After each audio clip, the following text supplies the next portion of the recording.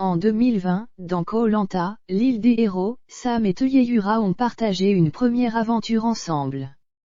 Puis, les voilà de nouveau réunis dans Koh-Lanta, la légende en 2021, pour célébrer les 20 ans du jeu de TF1.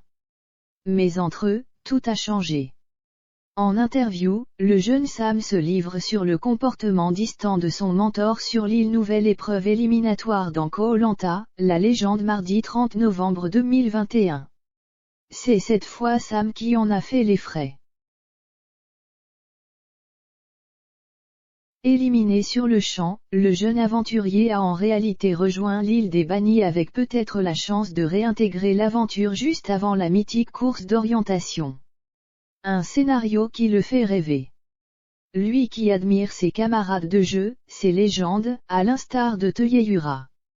Mais cette deuxième édition de Koh-Lanta était différente, comme il le raconte lors d'une interview accordée à TV Mag. Dans Koh-Lanta, l'île des héros en 2020, Sam a beaucoup appris de Teyeyura, qu'il suit depuis de longues années à travers le petit écran. Dans la légende, ce lien semble s'être quelque peu rompu. Dans ce qui a été diffusé à la télévision, on peut croire que Teyeyura et moi étions très proches, mais j'étais beaucoup plus proche de Claude, assure-t-il.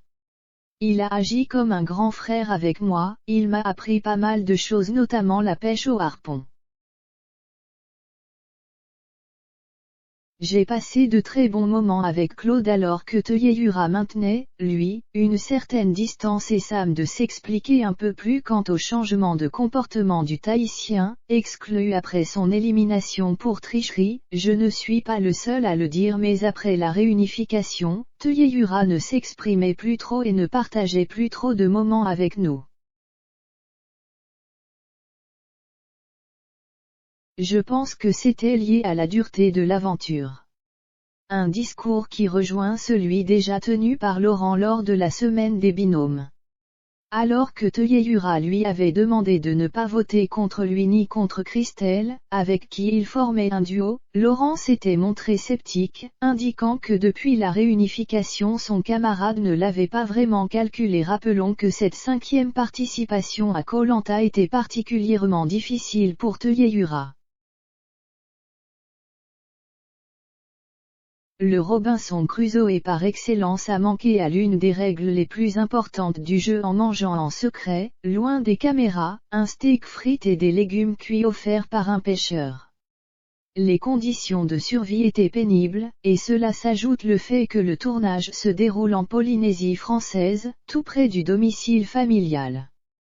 Pour cette édition, l'île principale était en face. Je voyais en permanence au loin la maison de mes parents.